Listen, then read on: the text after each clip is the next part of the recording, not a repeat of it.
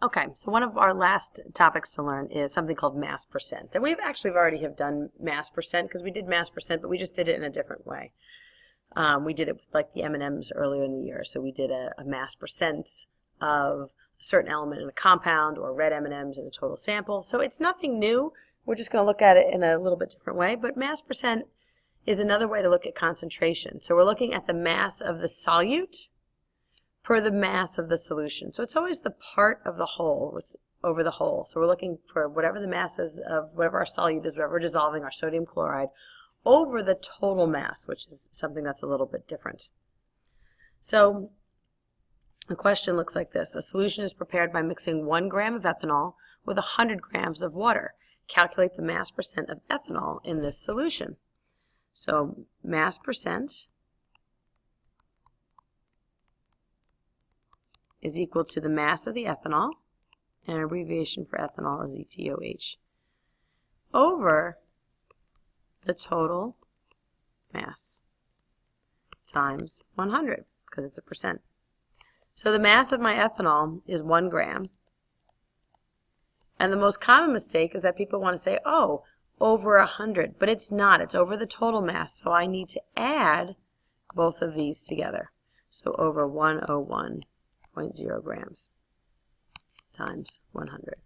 And it gives me 0.99%. Okay? If I have one like the one that's down here, I just have to read it carefully. A 135 gram sample of seawater is evaporated to dryness, leaving 4.73 grams of salt. Calculate the mass percent of salt in the salt water. So it's the mass of the salt over the total mass. And that's helpful to write so that we make sure we put in the right information. My mass of my salt is 4.73 grams. In this case, this is the sample of seawater. Seawater already contains what? Well, it already contains the salt, so you have to read it carefully. In this case, I don't need to add the two of those together again because seawater already has that in it, so I can just put the 135 grams on the bottom. And that gives me a 3.50%. So let's look at all of these together. We haven't done much with mole fraction. We haven't done anything with mole fraction, so we're not going to worry about that right now. Okay, but let's look at our other ones in terms of a summary. Molarity, capital M, moles of solute per liters of solution.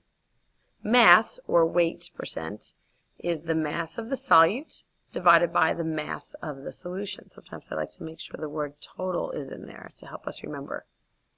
And then molality is moles of solute per kilograms of solvent. And so now we know all of those things. So a solution is prepared by adding 5.84 grams of formaldehyde to 100 grams of water.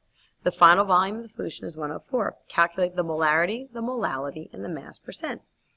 So my molarity is equal to moles of solute, and I really do write this out when I solve this, per liters of solution. So if you're stuck, this is the way to start. Write all of this out. Molality is moles of solute per kilograms of solvent, and mass percent is mass of solute over total mass times 100. So I need moles of solute. So I'm adding, this is my formaldehyde. So let's just use this space up here, 5.84 grams of H2CO. And I'm going to convert it to moles. So I have 1 mole of H2CO.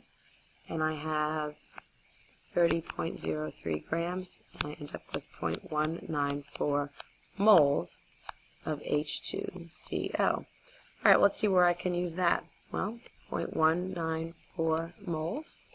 That's good there.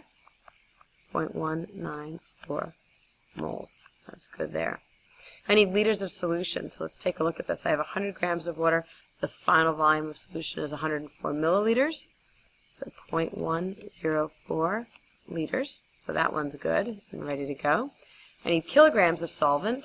So I knew it was 100 grams of water. That's my solvent. So 0.1 kilogram. And I need the mass of my solute. So there I can use that 5.84 grams over the total mass. I need to make sure that I add these two together. So 105.84 grams, and then times 100. I go ahead and solve. This ends up as 1.87 molar.